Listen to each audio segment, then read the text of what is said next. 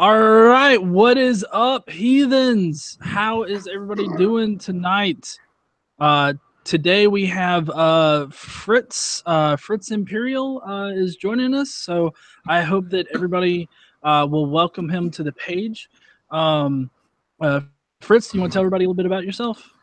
Oh, yeah, sure. I'm not a dirty heathen. I am one of those evil Christians that wants to take over the world. I have my own YouTube channel, which I make videos sort of in the line of response videos discussing various issues, philosophy, history, that sort of thing. And, you know, I responded to your video. I made a response video about a week ago to your video on, I think it's the beginning of a series about the historicity of Jesus, and I had some contestations with it. So I think that's what we're going to be talking about.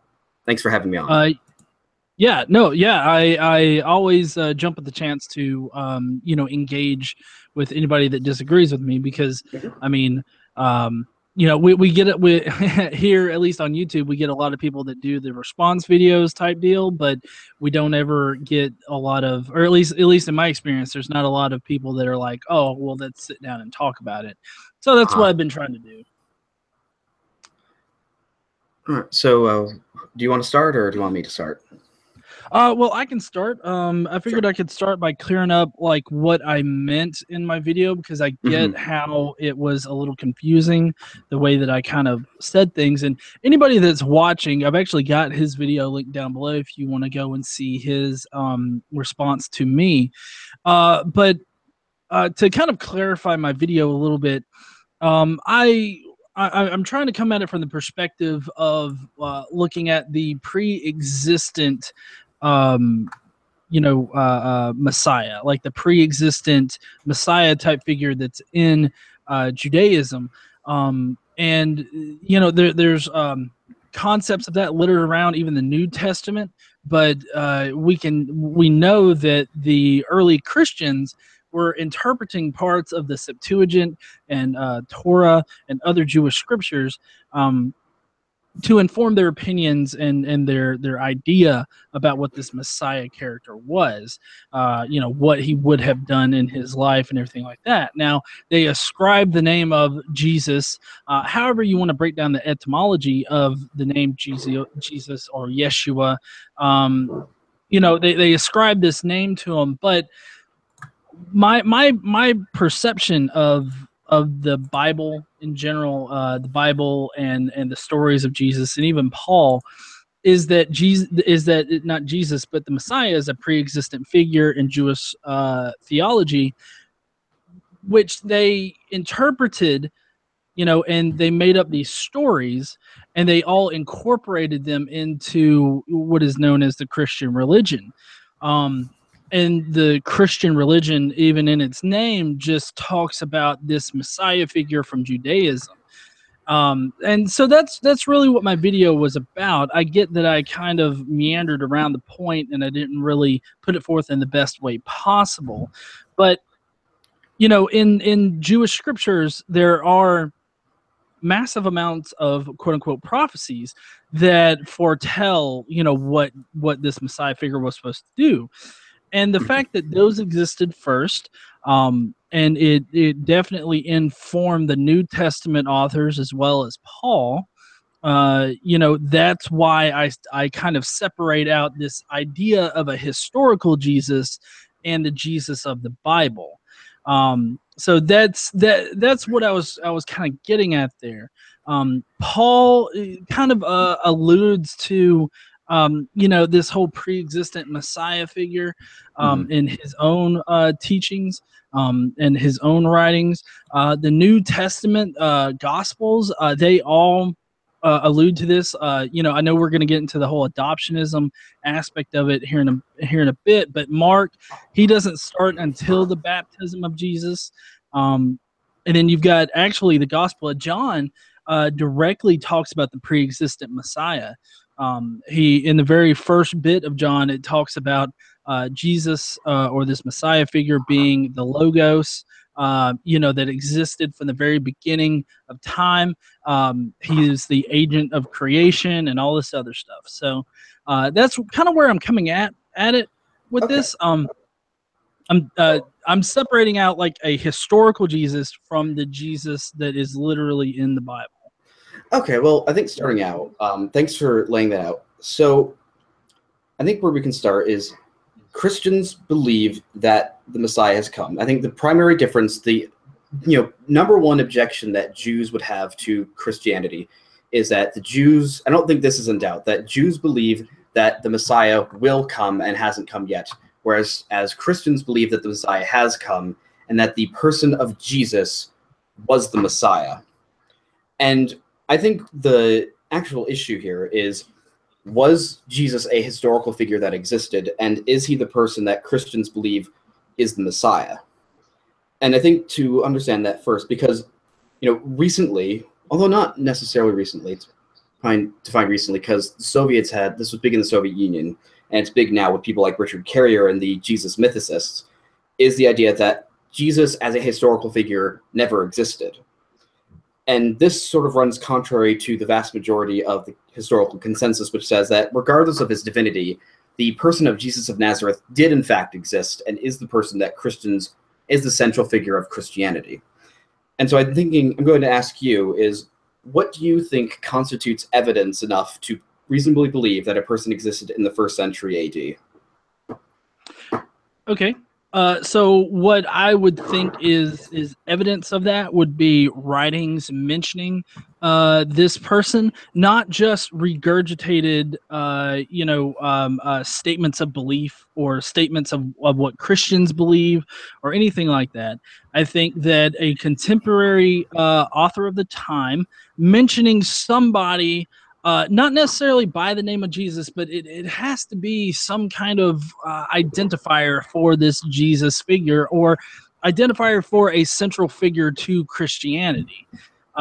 So I think that there would need to be some kind of firsthand account to solidify this person, but maybe even not like firsthand, but at least somebody directly mentioning, events that would have happened or mentioning a central figure to this Christian origin.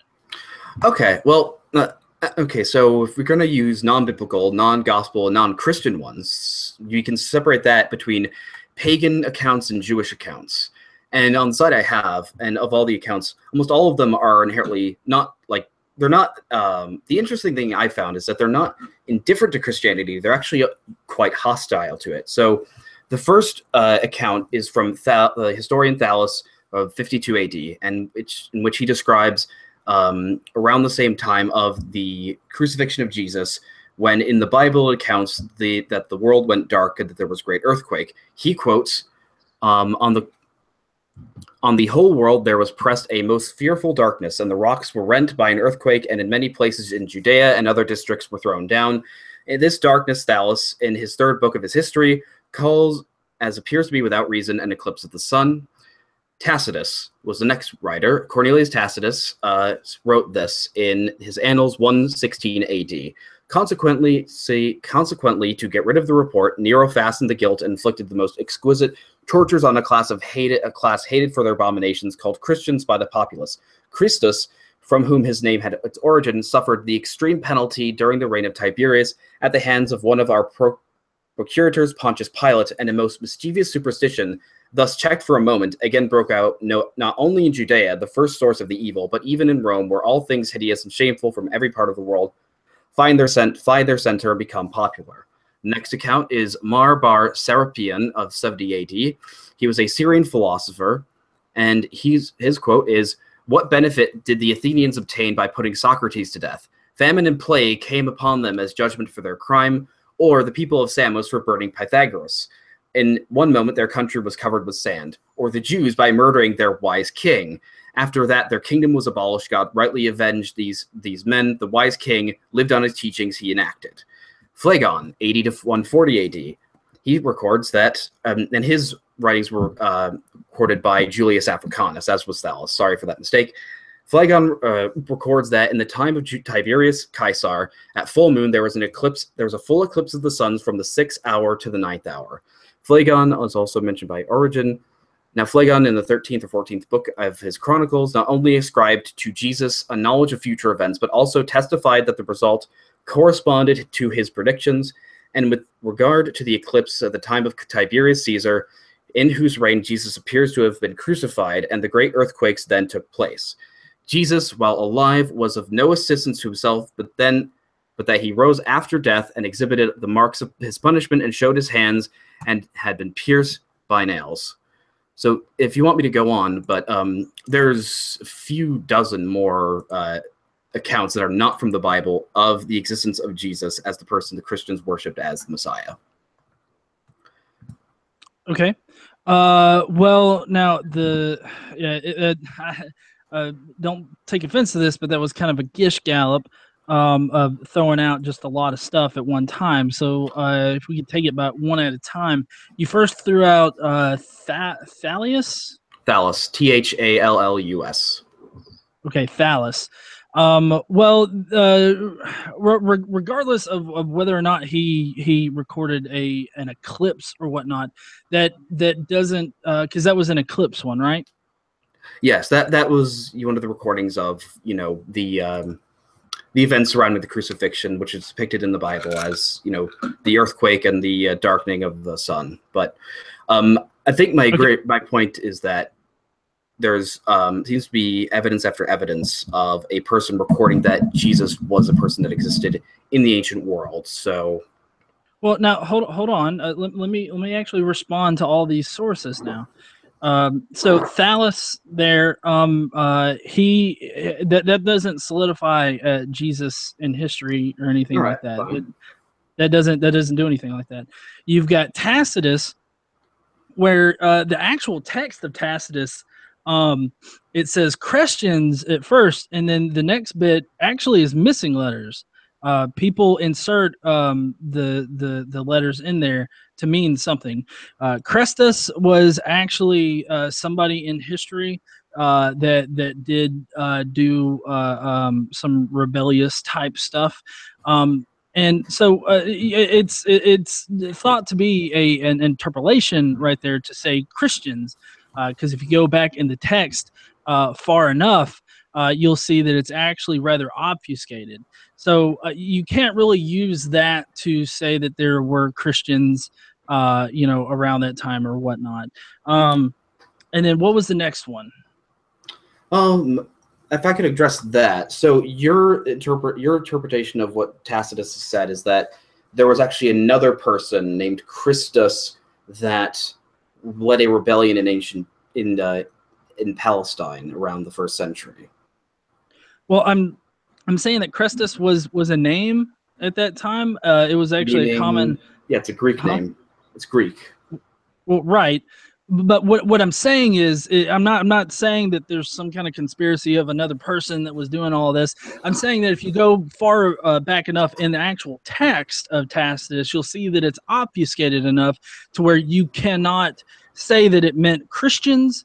But with the way that his part is worded, it makes more sense to say Christians. And Crestus would have been a common name back then. Mm-hmm. So you think that the Christian is based off of the word Christus, but what was the ancient Greek word for Christian? Christos, right?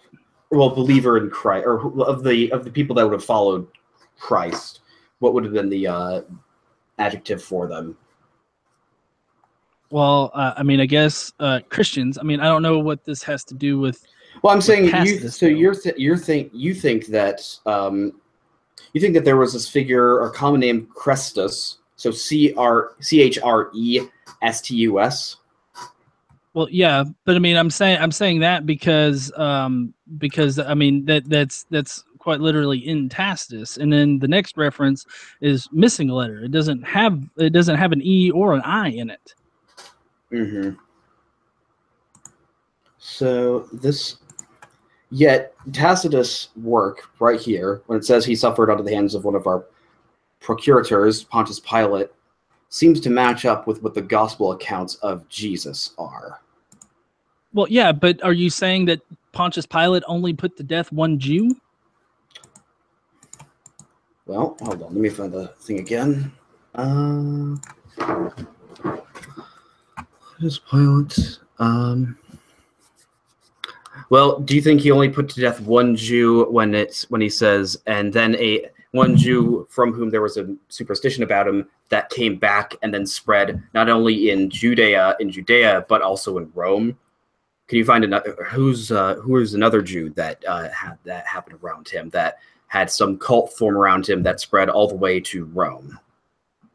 I mean, there were plenty of Jewish. There were plenty of Jewish sects out there. I mean, the first century, Jewish Christian landscape was pretty diverse. I mean, that's pretty evident when the Gnostic Gospels themselves, because you've got Jesus, or this Messiah figure rather, going under these several different names in the Gnostic Gospels. So, I mean, we know that there was a vast amount of Jewish sects going around at that time. I don't think that it's more plausible that a man named Jesus, like, who fits the biblical stories exactly, like, I don't think that is more plausible than, oh, there was a slave type Jewish person named Chrestus that had some rebellious friends, or had a rebellious army even, that made trouble. Like, and even to say that Pontius Pilate put him to death, I still don't think that moves it out of the realm of being more plausible. When talking about history, you have to think about what is the most plausible thing to have happened, and I think that is more plausible than. Well, how would you define plausible? How would I define plausible? Yeah, in this sense, what do you mean by plausible? By plausible, I would mean that the prior probability is in favor of that particular explanation, and that explanation has explanatory power for events that happen afterwards, or whatnot. Okay, so you think that the idea that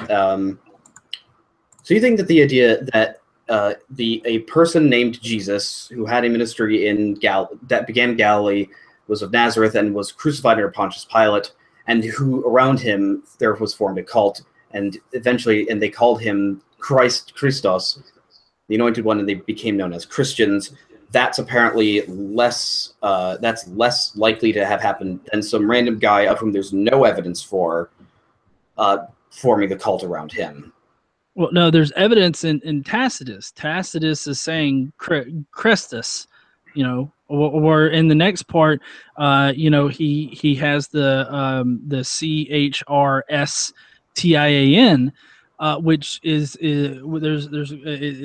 it's commonly inserted that I or an E. Right. So, I mean, I'm saying that the Tacitus text is obfuscated enough to where it doesn't work in, like, my favor, and it doesn't work in your favor arguing for the historicity. I'm saying that since it doesn't lie on either side, I'm saying that it doesn't help us at all. Right. So, well, I think in that sense, it doesn't help me, because this is the evidence I'm using for the existence of Jesus being recorded by somebody outside of the Gospels. Now, I still think that the idea that, okay, there's a person, Christus, from his name origin, which means Anointed One, who had... So we have a first century Jew who was called the Anointed One, had a cult around him that survived, spread to Rome, and suffered under during the reign of Tiberius, died at the hands of Pontius Pilate, and around him formed a cult. Seems to fit the bill of the people that describe Jesus. That seems actually pretty to match up. So you're saying that this is not a description of Jesus, but of somebody else, and it's sort of useless, even though it seems to fit very closely with the description of what happened to Jesus. Wait, where did the Tacitus say that the guy was called the Anointed One? Wasn't that what Christ means? Well, yeah, that's what Christ means, but he didn't call him Christ. Okay, can you send me the evidence, the text you have where it doesn't say Christ? Yeah, let me see if I can find it. Hmm.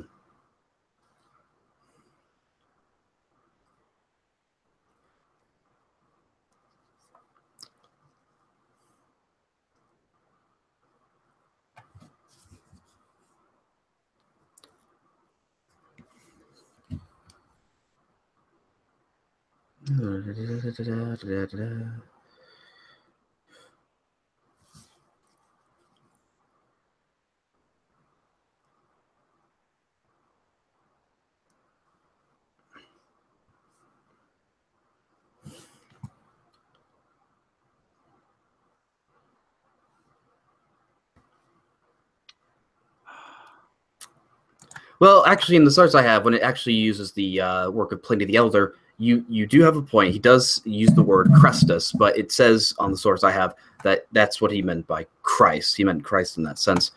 But I do. Here's another account is by Celsus from the 2nd century A.D. And in his statement, he says, and he's another pagan. He says, Jesus had come from a village in Judea and was the son of a poor Jewess who gained her living by the work of her hands. His mother had been turned out of doors by her husband, who was a carpenter by trade, and being convicted of adultery with a soldier named Panthera. Being thus driven away by her husband wandering about distance, she gave birth to Jesus, a bastard. Jesus, on account of his poverty, was hired out to go to Egypt, where, while there, he acquired certain magical powers, which the Egyptians pride themselves on possessing.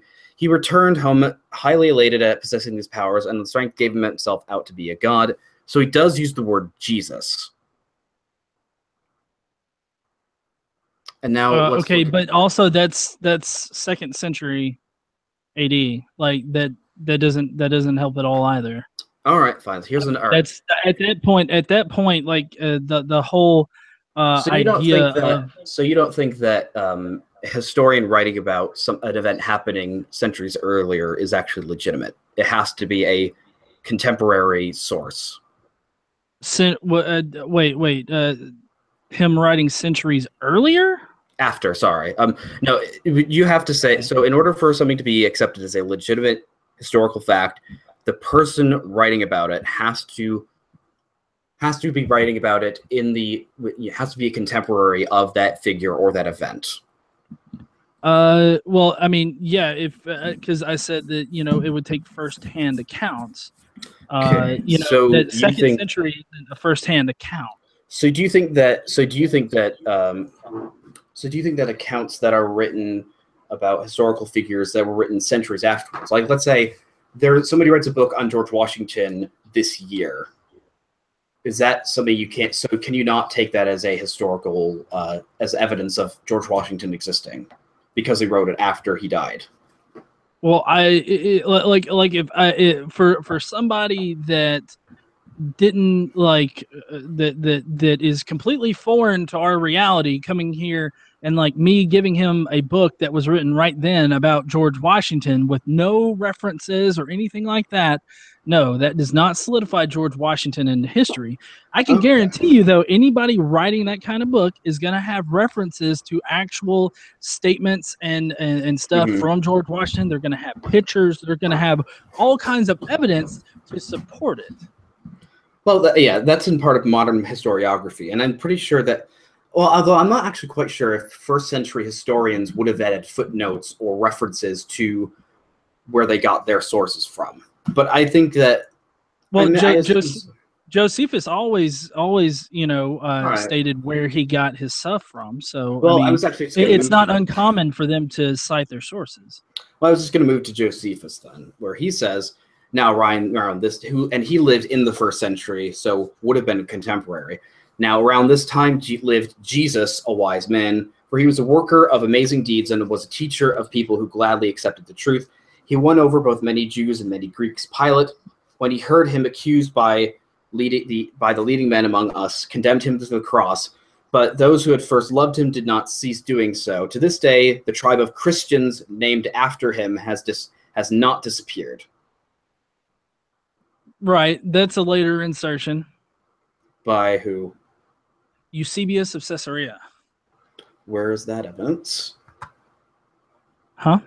Do you have the evidence of that? That it's a later insertion? Well, yeah. I mean, I mean, like I don't have a blog ready to hand to you or like anything like that. But I mean, okay, so to explain my reasoning on this, so you have Origin, right? I don't know if you know who Origin is. Yeah, Origen He was an early Christian, quote unquote, because he was sort of later condemned as a heretic. But yeah, go ahead. So you've got Origin, who had the Josephine book, right? He regularly argued for the historicity of Jesus, and he never used that passage. But when it gets passed down to not his successor, but the successor of that is Eusebius. Now Eusebius, his character seems to denote that he would have later inserted it in order to help his arguments, because he rewrote his own church history several times over, and so he like his just simple character and other aspects of his life would lend credence to the whole idea that he would have made this up. Since he inherited his book of Josephus from Origen, it seems plausible to me that he would have later inserted it. Now, there are a lot of people out there that say that, well, he just changed a few bits in it to make it sound more Christian. That would make sense if, the passages surrounding that particular portion of it doesn't make sense to put Jesus there. I mean, it's a one paragraph thing that talks about this whole Jesus figure that was magical and wonderful, but it's wedged into these two different paragraphs, and the paragraph just after that particular portion references the paragraph prior to the Jesus advertisement. So it seems to me that it's more plausible that it was a later insertion by somebody looking to generate evidence for Jesus, it just seems more plausible that Eusebius of Caesarea did that. Now, I mean, I could point you to authors that point this out and say it, but I feel like demonstrating the evidence of it and the logic behind it is more valuable than appealing to authority. Well, I generally don't think appeal to authority is a fallacy. All that, if you're referencing somebody who actually is an expert on an issue, I don't think that's actually fallacious in any way. But I get your point on that. But I think that with Josephus, I think that it seems like, again, another example of just denying the evidence. Because do you have evidence that, so you think that Eusebius, right, added this paragraph? Yes. Okay. There is no reference to the paragraph anywhere in any church father argument on Jesus or anything like that.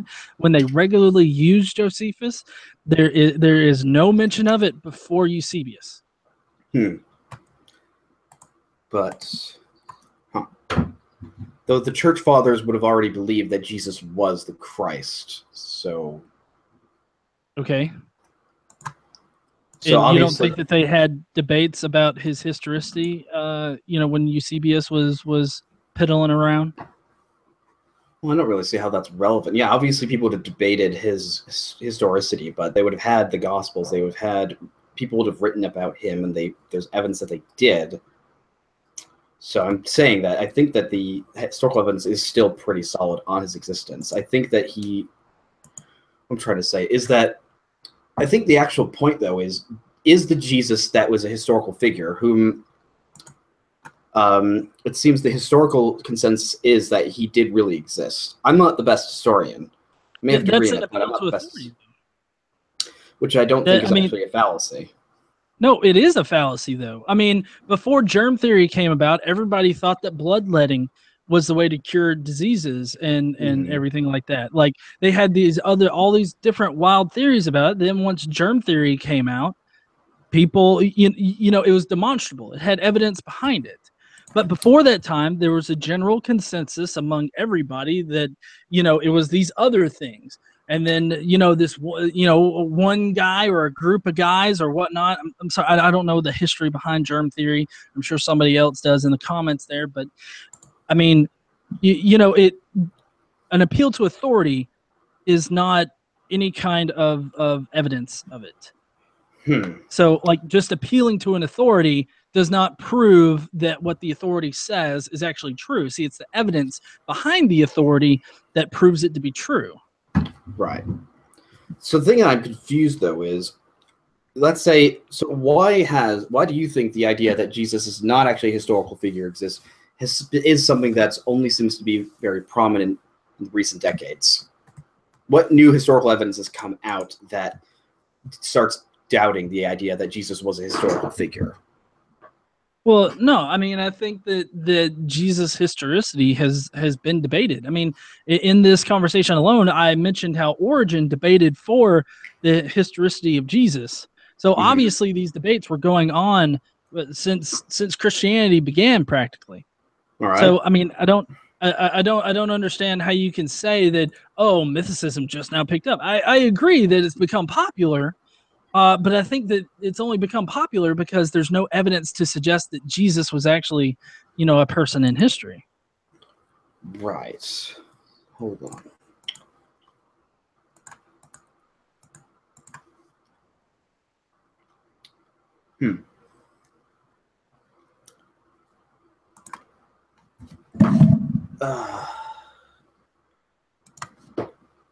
Well, I think if you throw out the evidence, but I mean, okay, so the evidence, you think listen, I'm not throwing out the evidence. I'm explaining to you why the evidence doesn't place Jesus in history. I'm not throwing it out. I'm considering it. I'm saying that it's not, that those are not things that actually cement Jesus in history. That's all I'm saying. I'm not throwing out the evidence. All right. So you think that there is a case to be made that Jesus was a historical figure that did exist? Wait, say that again? So you're not saying that Jesus didn't exist as a historical figure. You're just starting to project the evidence because you don't think it actually makes sense. Well, no. My own idea behind Jesus' historicity is that he was never really here on Earth, and the reason why I think that is because of the evidence both in the Bible and outside the Bible. So in the Bible, so you don't think that Jesus was a real person that exists? You don't even think the Bible lists Jesus as a person that historically existed? I definitely don't think that the Jesus in the Bible existed historically. And why?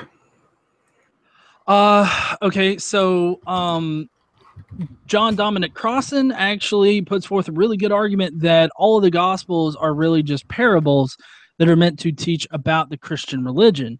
And, there's a lot of merit in that because the entirety of the Gospels, pretty much teach about what it means to be a Christian. It lays down, code of ethics, and it tells the history, or the quote unquote history of the Christians.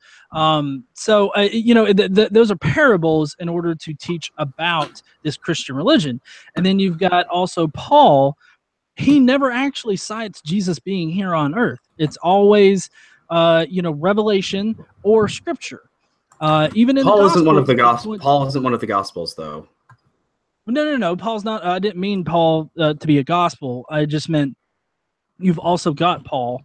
Not that he wrote the Gospels or anything like that. I'm just saying that he is another factor in the Bible because he did write a good bit of the New Testament. But in Mark, you have it where it's citing exactly where they're getting all of their prophecies and everything to know about Jesus. But that's also why they start at the baptism of Jesus, because, and like I said before, we're going to get into adoptionism soon, I'm sure.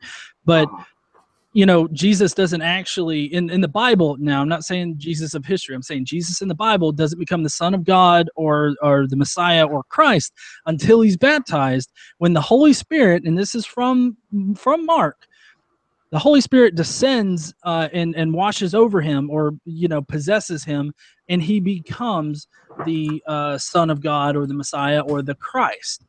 And his story doesn't start until then. Now, the reason why I use Mark is because Mark is the earliest gospel, with Matthew and Luke both copying off of him and possibly another source. So those are copied off of them. And then you've got John, which is another Christian sect of people that had different views about him.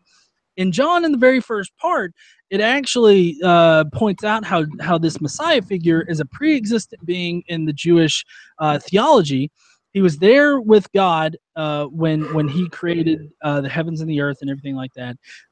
Jesus, or not Jesus, but the Messiah is the agent of creation for God. And the entire book of John has the Messiah as being a pre-existent figure. Mm-hmm. So do you think that each gospel adds on to the other ones? It tries to embellish, or tries to develop the idea of Jesus more than the others? Well, I believe Matthew and Luke do. They embellish Okay. on Mark's gospel. John's gospel is a completely separate Christian sect. Really? Do you have any evidence that John had a new Christian sect, even though he was one of the apostles? He was one of Jesus' disciples. I don't think there's actually evidence that he was part of a new Christian sect. I think they're all part of the same Christian sect, considering that they were witnesses to Jesus. Well, no, they're actually not, and you can actually tell this in both the Matthew and Luke accounts. You can tell that there were at least 4 different Christian sects that were popularized back then, because you've got the group that had more pagan beliefs, being the virgin birth and everything like that, and then you had the other sect that was more Jewish and expected a more earthly Jesus. Because they traced back to David or whatnot. Both of those gospels have different lineages for Jesus. So that's how we know that it's a mixture of pagan beliefs and these Jewish Christian beliefs that they mixed into those 2 particular gospels. So I mean, you have both of those elements. You have the divine impregnation of a human woman that gives forth to a demigod, but you also have tracing the lineage of Jesus back to David. So Okay. you know that there were at least 4 different sects, and then if you count John, there was a 5th sect.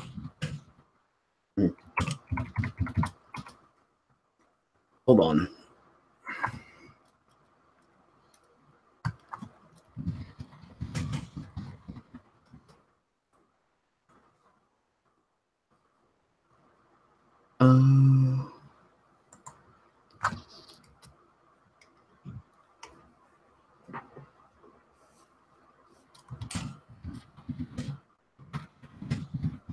Do you want to talk about the adoptionism part, or Yeah.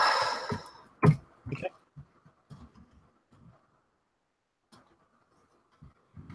Wait, hold on.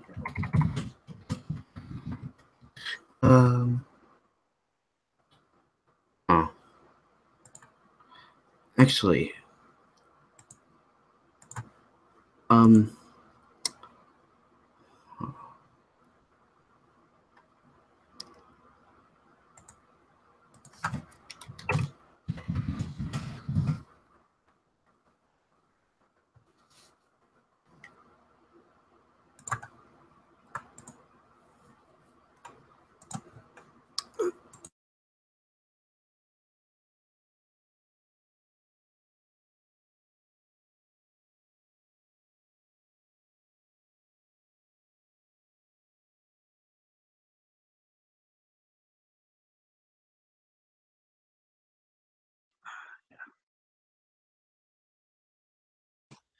I did put a link there for you that has the original Tacitus text.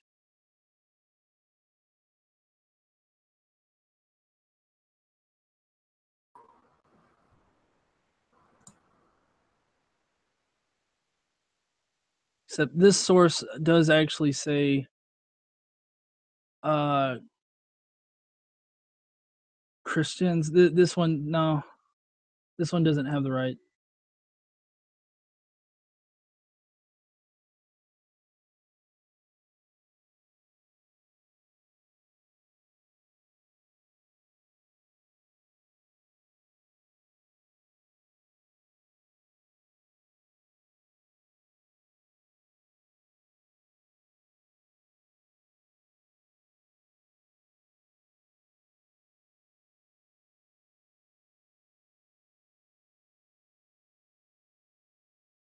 Oh, crap. Looks like Fritz left the chat.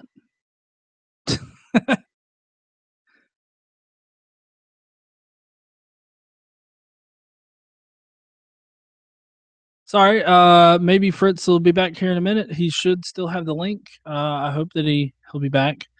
So I'm trying to find the original Tacitus text, but it's proving to be a little hard to find an original without them inserting stuff.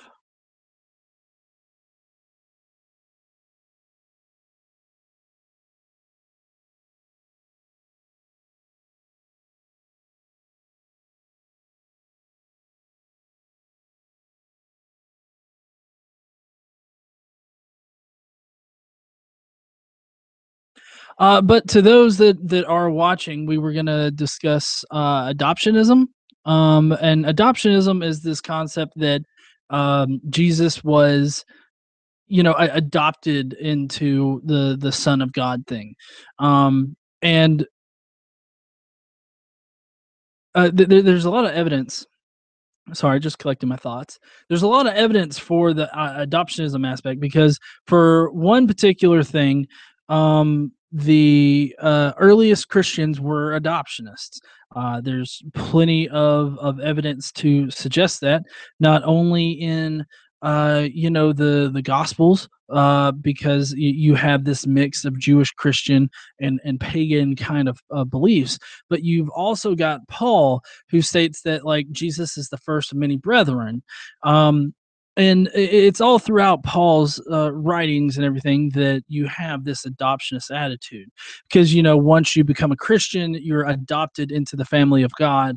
So there's a lot of evidence for this,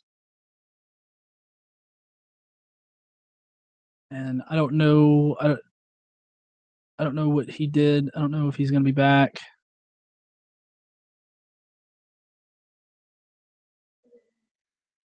Yeah.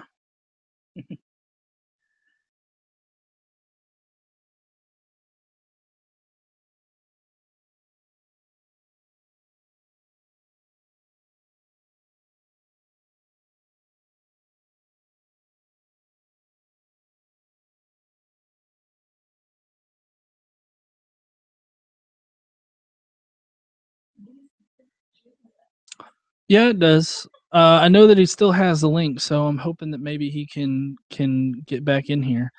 John, I saw that there was a lot of controversy going on in the chat there. Looked like somebody called me a stupid atheist. I saw you banned that Douchebags Refuted.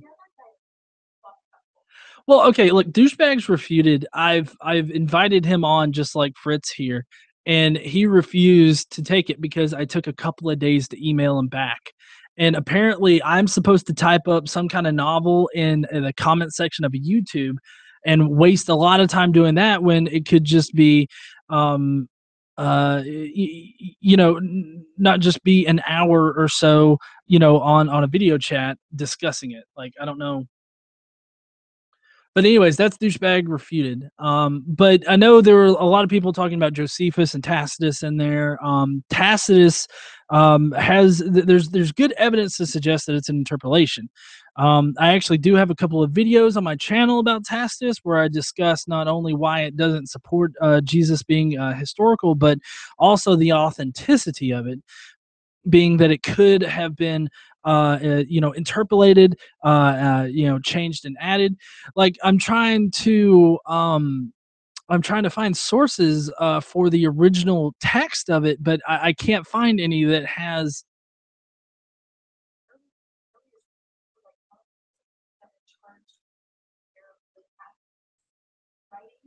Right. Well, right.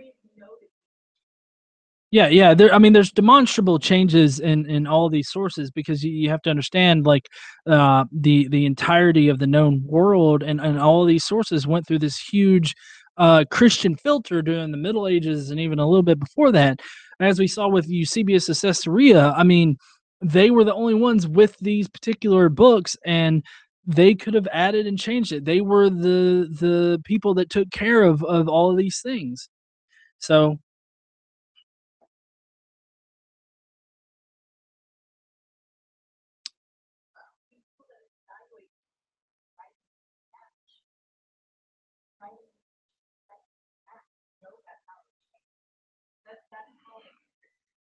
right, the writings don't, or the all that stuff doesn't match. See, he sent me about a minute ago. He sent me a message, and I sent him one back. Well, he just said that his connection died. I don't know if he'll be able to get back on or not.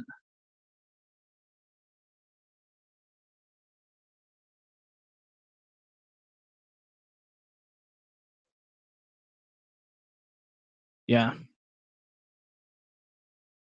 So I know he said he has an AMA that's supposed to be going on kind of soon.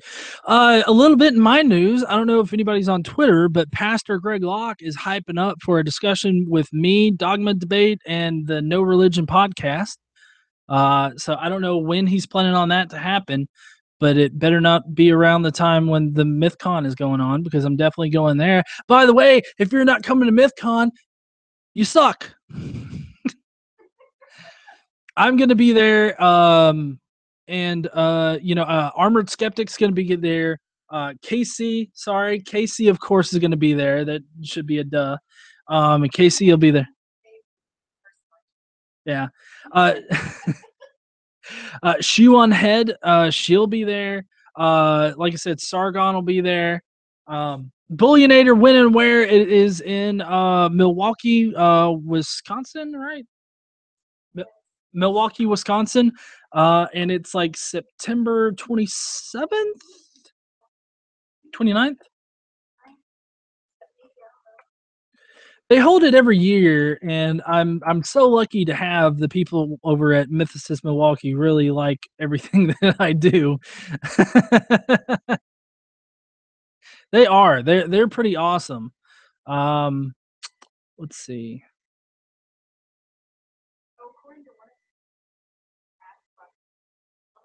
Yeah.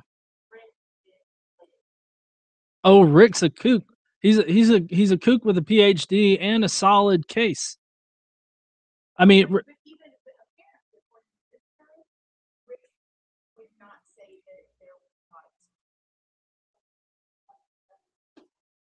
no, I mean, Richard Carrier, he is very much of the opinion that Jesus has always been a myth. He makes a pretty solid case using Paul's whenever Paul talks about Jesus being here on earth and everything like that.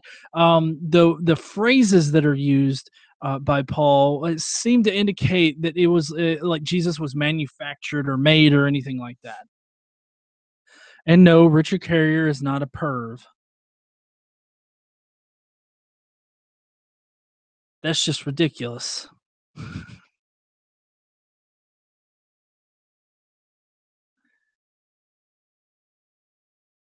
I know Mathema seemed to really be against me and my historical thing. Yeah, yeah. Jack Offerson, you're just sounding a little bit immature at this point. Yeah, he is. No, he's not. Yeah, he is. No, he's not. There's no evidence to the claims that have been levied against Richard Carrier. I mean, I've met Rick. I've seen him when he's pretty drunk, and I mean, he's not.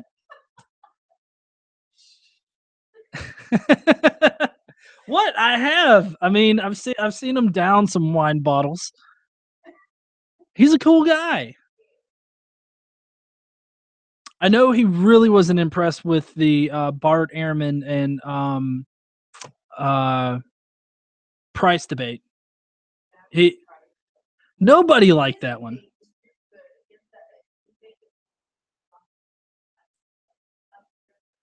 Yeah, it was Carrier versus some guy that. Yeah, he was a Christian preacher guy. Yeah, and even Fritz here was using the whole appeal to authority thing, and I know that he doesn't think that appeal to authority is an actual thing, but how I always distinguish it is, it's not the fact that an authority says it that makes it true or anything like that. It doesn't matter what kind of credentials they have; it's the evidence behind it. See, Galaxis is lost. Galaxis, what we're doing today is we're debating the historical Jesus or the Jesus historicity. I know Fritz was supposed to be here. I don't know if he's going to be able to get back on or anything. I know his connection died. We were planning on only being on here for about an hour because I'm going to have to go and eat here soon. So I don't know. We may have to table the rest of this for a later time. I would love to have him on again because I really do like discussing this particular subject. I had a whole thing about adoptionism that we could have argued on. I know that he says that I'm just throwing out evidence, but I'm really not throwing out evidence. I'm just critically examining it, and I'm examining what is actually said, because with these historical accounts, you have to get sources that are somewhat contemporary, but also don't just regurgitate what Christians believe or anything like that. Or like stuff that dates to the 2nd century or the 3rd century are not going to be evidence for things that happened in the 1st century. If that were the case, you could take truthers now that say 9/11 was an inside job done by Obama as he was giving Bush a hand job, but that doesn't make it a true thing. It doesn't matter how many PhDs a person has that is saying it. It's the fact that that is just demonstrably not true. And he used the example of, somebody writing a George Washington book now wouldn't be evidence that George Washington existed. I would say, as I said before, for those of you that are joining, that doesn't show the existence of George Washington. It doesn't cement George Washington into history. That book itself is going to reference other material that whether was written about George Washington, written by George Washington. It's going to have pictures. It's going to have all this evidence behind it to back it up.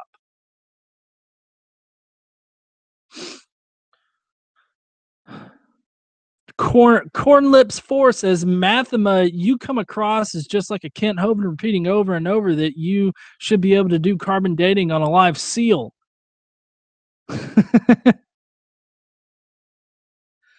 See, Blackjack says literally no proof for the Punic Wars within the century. I haven't I haven't looked into the Punic Wars, so I can't really answer you on that. I'm sorry. Kent Hovind is a great debater. No. Kent Hovind's a great masturbator in prison.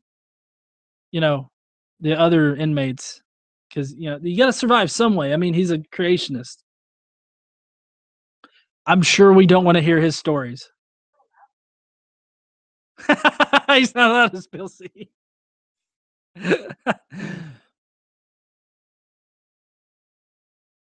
See, that's just it. The whole provide evidence thing, like Vic Venom is talking about. I feel like I can provide evidence for the things that I'm saying and not appeal to authority.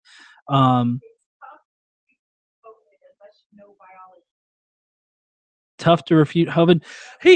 Okay, look, you don't listen. Kent Hovind, he literally thinks that evolution is putting a rock in water with some sugar, and you're supposed to be able to evolve, a human baby. Like, that is in no way any kind of rational train of thought, and he knows that because he's strawmanning evolution. First of all, evolution is not abiogenesis, so even Kent Hovind doesn't know biology. I think it's funny that you got to know biology to refute the person that doesn't fucking know biology. It's like, I've got to do all of this goddamn research. Like tonight, I'm doing a live stream on carbon dating. I've had to do research after research and doing all of this fucking shit to refute the things that are put forth in this video by people that didn't even bother to research and read up on carbon dating.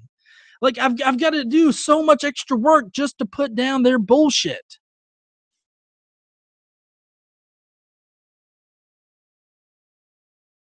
And Martian Struggle said, Animextimus believed the world was a piece of wood floating on water. Are you going to call him stupid, GE? I don't just sit here and call people stupid. Like, that's legit not what I do.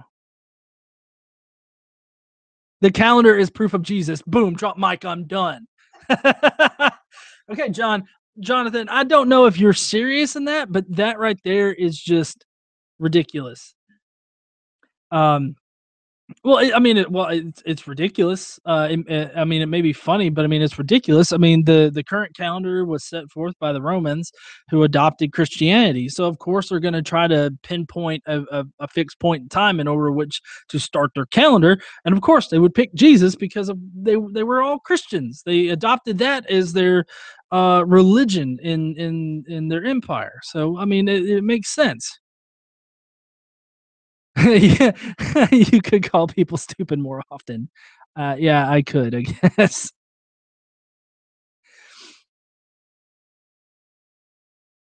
See, Kent is a pretty decent rhetorician. No fedora tip. I ain't got a fedora. I do have. I've got hats in the other room, but I don't have a fedora. I need a fedora. I mean, I do have a fidget spinner now for those fidget spinner videos. Come on, where's my America fidget spinner? Don't. Why did you hide my fidget spinner? Fidget spinners are fucking dumb. Yes, fidget spinners are fucking dumb, but I gotta admit, I do sit there and I twirl it while I'm at my desk at work.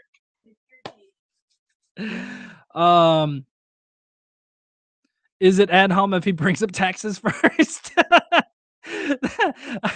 You know, I would love to get into a conversation with Kent Hovind and somehow work it in, like taxes or tax code or tax law.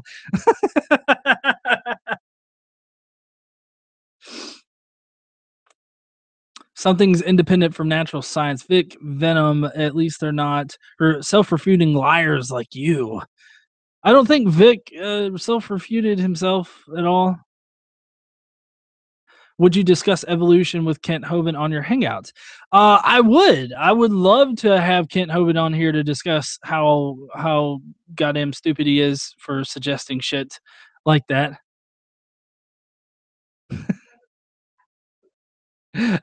She was looking. Casey was looking for a funny hat for me to tip. Oh man. Yeah, so I don't think he's gonna be able to join us again. So let's see. Hey, Godless Engineer, are you an intersectional atheist or just an atheist? What does that even mean? Intersectional atheist? Like, is that all those genders and shit? Like seriously, there are so many. Well, let me see if I can pull up the list of genders. There's a Tumblr post which I think is quite hilarious that it's on fucking Tumblr. There we go. Gender master list. I don't know if this is true, but like, there's a whole list of them, like androgen, or amicagender, a gender that changes depending on which friend you're with. What the fuck is that? Abimagender, defined as having the feeling of two genders simultaneously without fluctuation, meant to reflect the concept of being ambidextrous only with gender. Somebody was talking about being an intersectional atheist. Well, yeah, well, because like I don't know what intersectional atheist means. Trigger. Galaxis says triggered.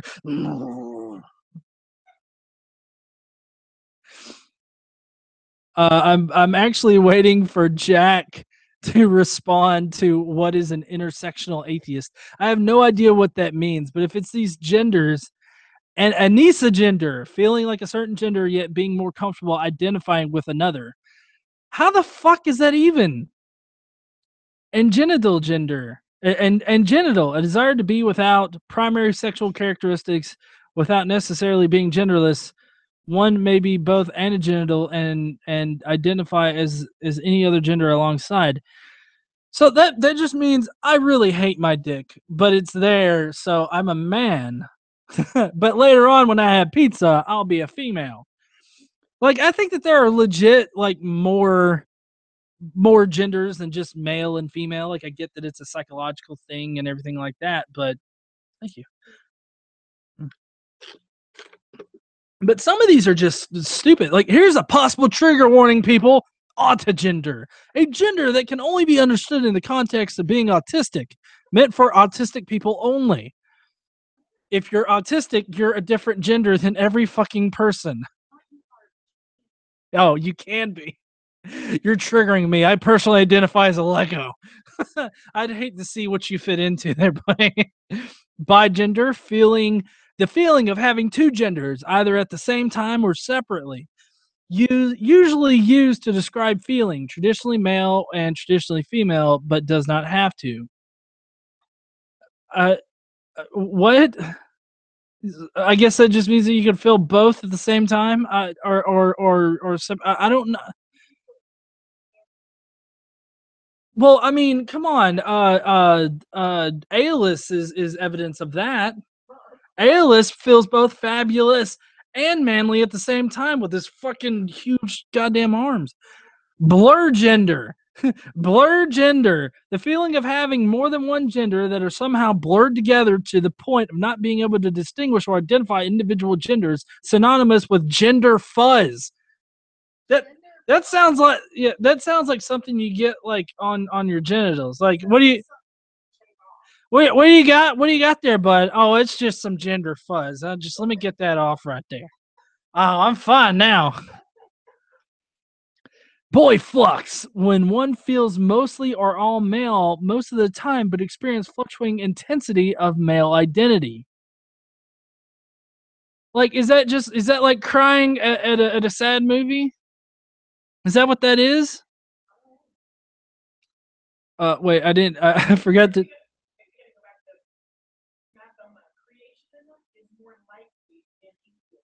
Creationism is more likely than atheism. I would love to take that on. I'm glad that you mentioned that in the comments, even though you didn't actually ask me about it.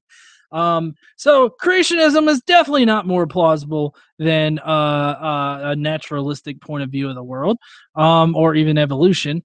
We have massive amounts of evidence to suggest that the world wasn't created in 6 days.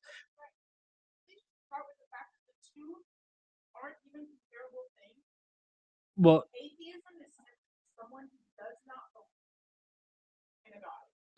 okay, yes. So I didn't even think about that aspect of it before, but creationism and atheism aren't comparable things. Creationism tries to tell us how the world began and how everything like that. Atheism is just, I don't believe in God. You could technically be a creation type person, but be an atheist and just think, I don't know, everything sprang into existence in 6 days. I mean, I guess that would be more of a deistic, because I think a deistic kind of creationist would be possible. But there's a lot of evidence that shows how planets are formed, how all these things exist in our world. Plus, there's starlight out there. The starlight, coming into.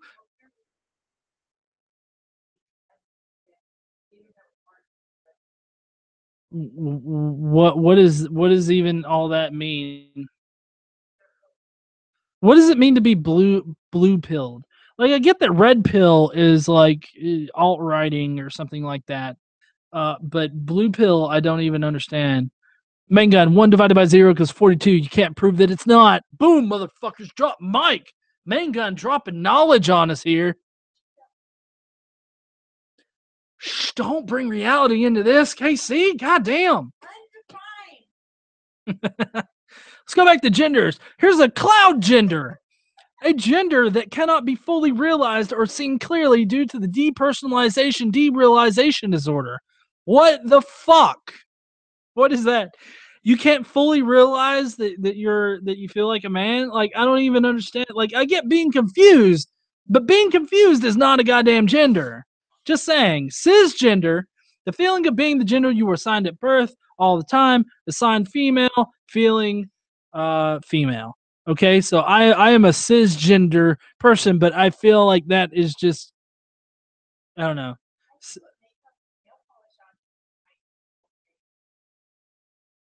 I don't know. I might. I don't know. We'll talk about that later. A heterogender, a non-binary gender with specific masculine, feminine, or neutral feelings. What's a neutral feel? Like, how do you be a neutral gender? I'm just kind of curious. Is that kind of like living the meh emoji, just like full blast all the time? So this would be either the male emoji, female emoji, or just meh, I guess. Call gender. The feeling of having too many genders simultaneously describe each one. Like that. It's like, look, I feel both female, alien, dog, and neutral right now, so I could really appreciate if you back the fuck off. Coma gender, when you know you aren't cisgendered, but you settled with your assigned gender for the time being. Really? Oh, I settled for being a male, even though I do male shit and I feel male right now. Well, I guess they wouldn't know they feel male. I mean, still, this boils down to being confused. I'm stuck on genders, and I'm probably losing subscribers by now. G is hanging out with us. We are worth his time. Yeah, you guys are. I appreciate everybody that's watching right now. I hope that even the Christians will subscribe. Please do that now. Subscribe down below or in the corner, whichever fucking corner it's in. Go subscribe now. Moose. GE, how do you suggest we get fundamental Christians to believe in science? With Betsy DeVos as our Secretary of Education, she wants more charter schools. I read that they teach creationism instead of evolution. Well, yeah, Betsy DeVos is kind of out there as far as all that goes. She does definitely push charter schools, though not all charter schools teach creationism. Charter schools are run without any kind of real oversight. Like, that's the point of charter schools, is that they don't have oversight. They don't have to adhere to any kind of standards or anything like that. So they can teach creationism, but not all charter schools teach creationism. You have to be very, you have to be very not tedious, but very careful about the charter school system. Now, where Betsy DeVos comes in is that the charter school system that she really managed or whatnot before actually led to a decrease in kids' literacy. Like, kids who came out of the charter schools unable to fucking read. Like, that's the exact opposite of what a fucking school is. So, okay, so no evidence for atheism.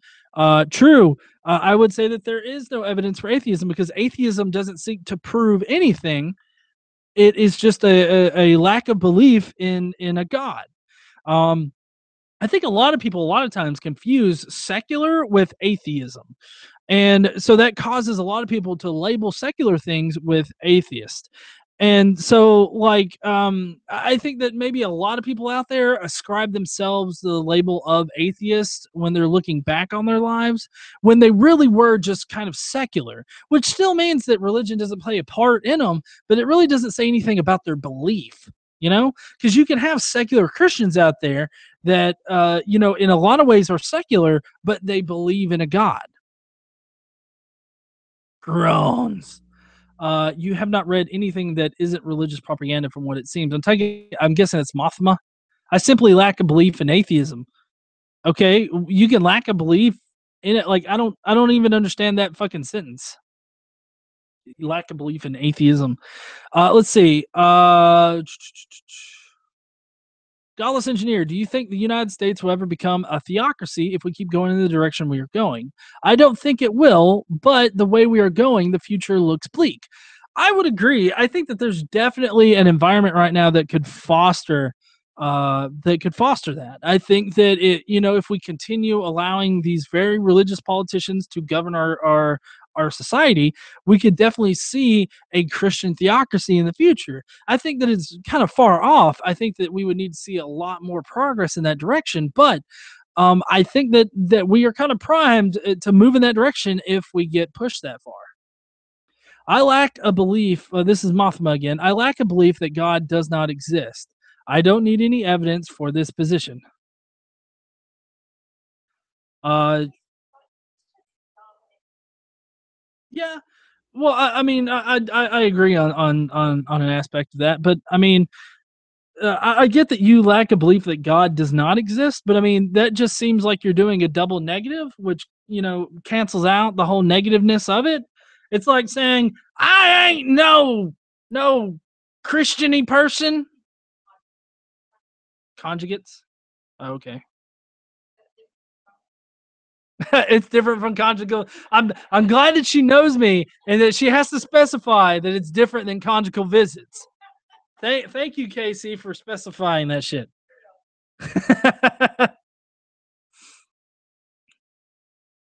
If religion defines who you are, then you're a bore.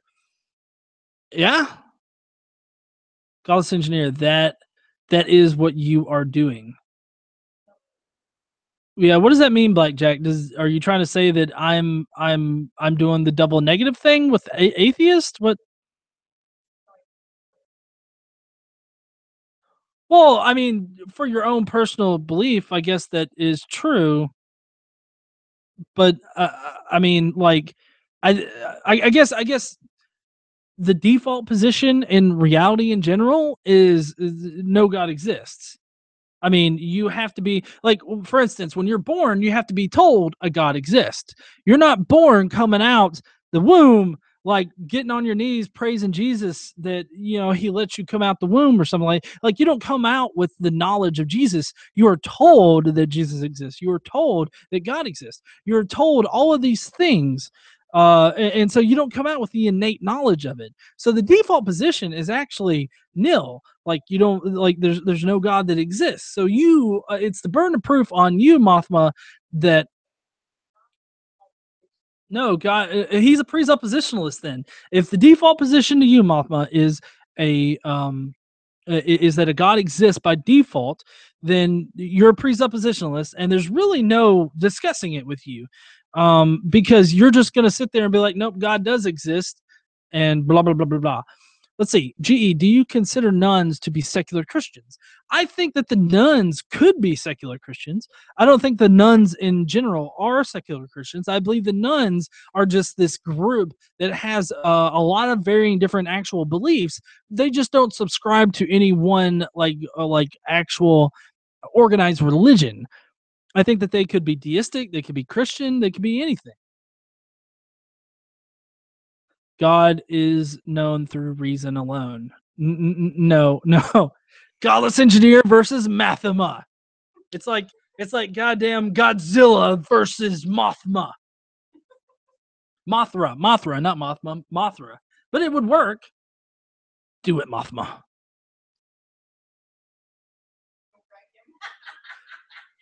Get wrecked, motherfuckers. Huh?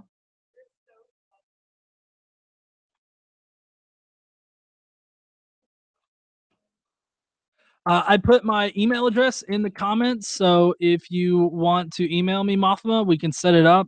We won't be able to do it tonight, but it's there if you want to do it.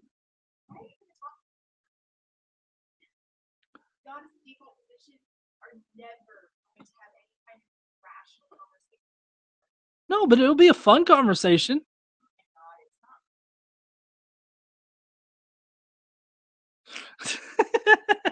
It's not fun to spin around. It's well, I mean, it's fun for me to argue with people. Plus, I mean, I need to bone up on arguing with people. But there are atheists, so there is a God. No, just because there are atheists doesn't mean that there's a God. I would say that it indicates that theism is a major part of general society, but I think that it doesn't indicate that there is definitely a God.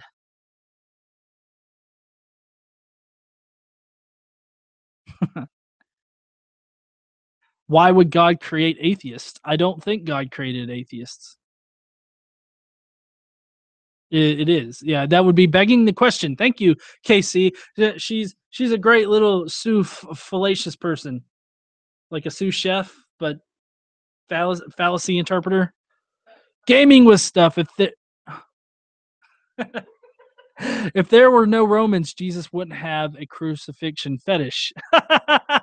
Possibly not. The Bible said it's that's how we know. Duh, GE. Fritz Imperial. Clear. Yeah, I don't know. Looks like Fritz is back though. It is. Yeah.